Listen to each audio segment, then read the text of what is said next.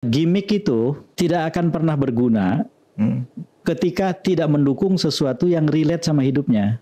Jadi jangan berpikir bahwa rasionalitas pemilih itu sebegitu rendahnya sehingga mereka itu kayak orang mabok datang ke TPS gitu. Bisa dibikin mabok terus kemudian memilih dengan kayak drunken master gitu.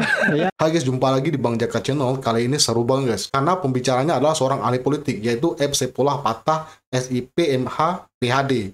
Dia adalah seorang konsultan politik terkemuka di Indonesia guys. Jadi bukan kaleng-kaleng guys ya. Dia sekaligus pemimpin di Polmark Research Center, ahli survei guys ya. Dari pertama sampai akhir, semua isinya daging semua guys. Langsung aja kita tonton bareng-bareng. Biasanya pemilih yang masih bimbang itu lebih suka program atau gimmick sih Kang, biasanya di detik-detik terakhir itu. Jangan menganggap remeh atau underestimate sama pemilih. Sebetulnya bagian yang sangat penting dari proses memilih adalah seberapa relate pilihan yang tersedia dengan hidupnya. Tetapi memang ada yang kemudian mensimplifikasinya dengan mengatakan menerima uang memilih gitu. Nah itu juga harus dibantah itu. Saya termasuk orang yang senang membantah soal politik uang. Politik uang itu marak tapi tidak efektif sebetulnya. Nah jadi kalau ditanya gimmick atau apa, gimmick itu tidak akan pernah berguna ketika tidak mendukung sesuatu yang relate sama hidupnya. Tetap begitu. Masa sih?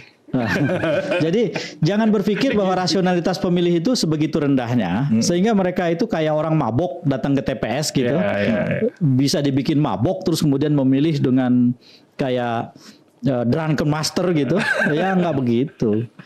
Karena kan jadi tetap ada ininya. Gimmick sekarang misalkan para capres itu kan live TikTok, bikin acara-acara. Bukan live TikToknya yang penting, seperti apa dia tampil di live TikTok, apa yang diomongin, apa yang disampaikan. Iya. Gitu. Kalau live TikToknya semua orang bisa lakukan, tapi substansinya itu seberapa relate. Kalau mereka mengharapkan bahwa ya kalau jadi pemimpin dengerin kita dong gitu, bicara yang enak dong gitu. Hidup kita udah susah, jangan bikin susah lagi dengan ngomongan yang gak jelas gitu.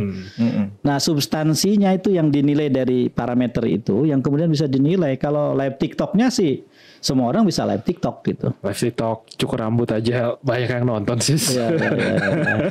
Ya karena terakhir Pak Anies itu yang viral itu yang soal etalase kacamata berapa Pak gitu. Itu viral banget. Hal simple tapi mungkin karena untuk menyasar Gen Z kali ya. Yang suka nonton ini, yang suka nonton live TikTok nih Kang. Kalau malam ini. Lihat etalase. Kang, saya beralih ke soal lain Kang. Biasanya kalau hasil pilpres itu kan ada STM soal kecurangan. Tapi padahal faktanya itu kan kadang-kadang isu kecurangan itu kan juga nggak banyak mempengaruhi hasil pilpres kan, nggak mengubah apapun gitu.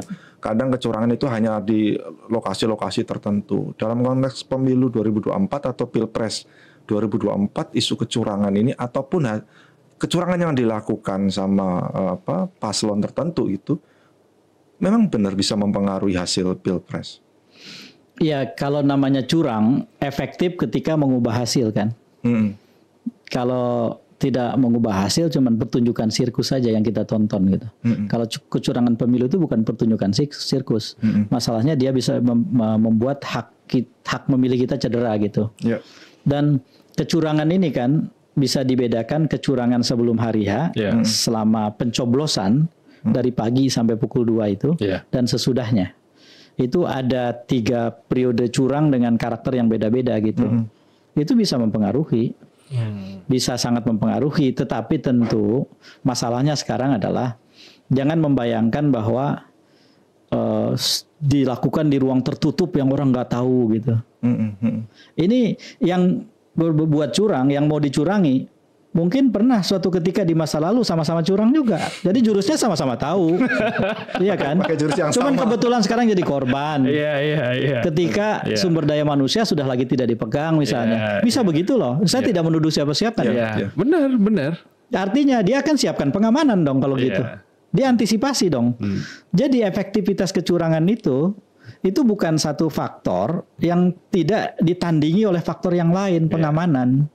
Nah sekarang karena ini relevan, yang terpenting di hari H itu sebetulnya adalah perhitungan. Ya selain proses pencoblosannya ya, kan ada di situ daftar pemilih tambahan kan, DPTB, orang yang diperkenankan ikut memilih sekalipun tidak ada di DPT, tapi punya dokumen kependudukan yang masuk kualifikasi PKPU, peraturan KPU, terus kemudian datang pada pukul 12 sampai pukul 2, itu kalau nggak diurusin serius itu bisa jadi faktor kesempatan ya itu ya, karena di Jakarta saja putaran 1 2017 DPTB-nya itu 249.000 lebih.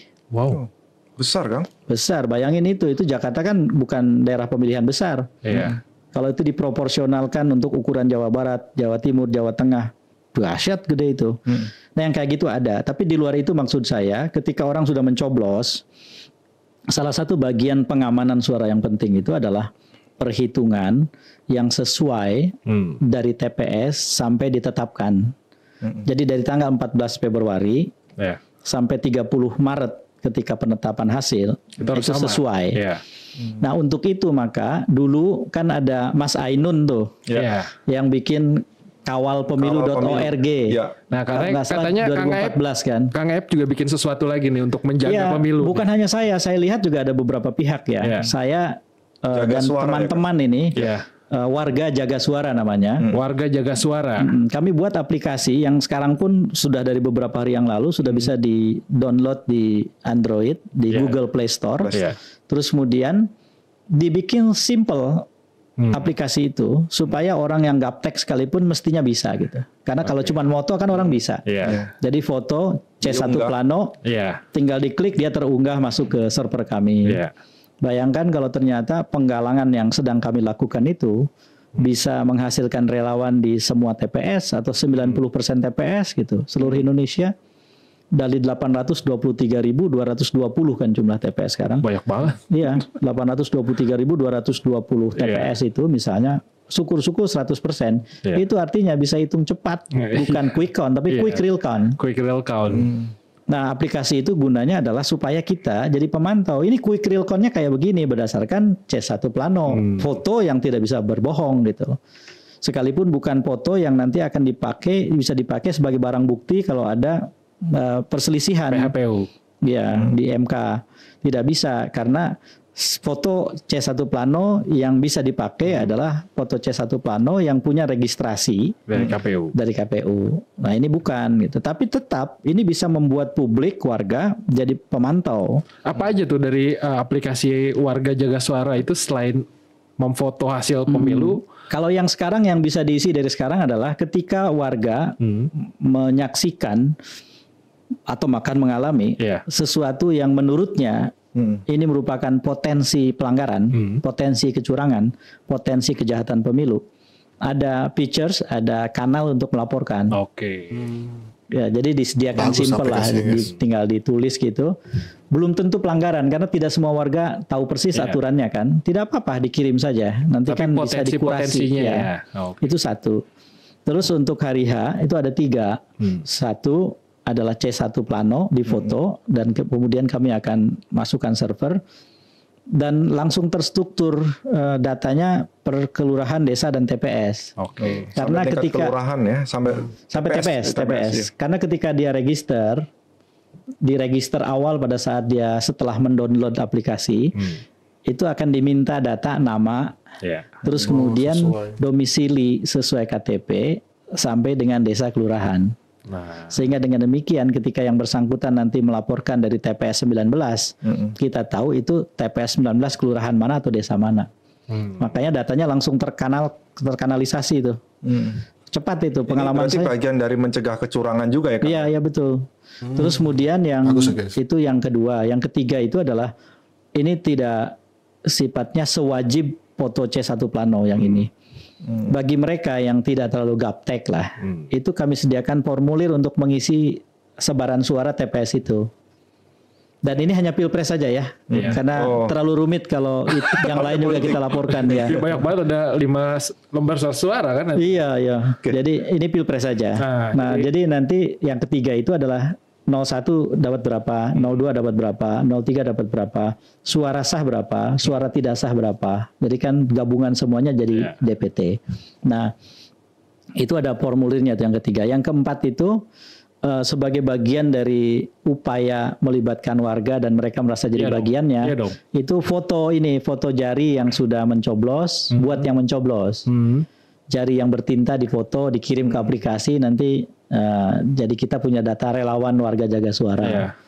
Nanti akan diapakan untuk kebutuhan pada saat itu, nanti kita bisa atur. Terus kemudian bagi mereka yang ingin jadi relawan tapi nggak memilih, cukup salam Pancasila aja, 5 jari. 5 jari difoto. Karena kalau sampai 3 bahaya.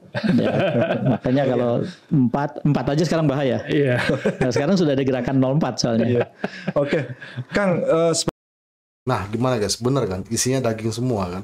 Menurut dia guys, politik uang itu sedang merak tapi nggak powerful guys. Jadi bayangkan guys, seberapa besar ruginya elit politik itu yang berkampanye melakukan politik uang guys, karena itu nggak powerful, tapi mereka melakukannya di mana-mana. Bahkan dia juga telah membuat aplikasi anti kecurangan guys ya, minimal bisa mengurangi kecurangan di dalam pemilu yang sangat mudah digunakan dan langsung terhubung ke servernya guys. Jadi aplikasi ini nampaknya bagus juga kalau diinstal di saat pemilu nanti guys. Jadi untuk jaga-jaga sebagai barang bukti guys ya, dan ini bisa juga menjadi data real count nanti guys di saat pemilu. Nah begitulah guys rasanya jika kita mendengarkan, kita menyimak para ahli yang berbicara guys. Nah, bagaimana menurut pendapat kamu guys? Silahkan berikan tanggapan, sanggahan, opini, dan kritik di kolom komentar. Semoga itu bermanfaat banget bagi kita semua dan menambah ilmu pengetahuan kita guys. Oke guys, saya cukupkan videonya sampai di sini dulu. Sampai jumpa lagi di video selanjutnya. Wassalamualaikum warahmatullahi wabarakatuh. Ciao. Ya, mantap.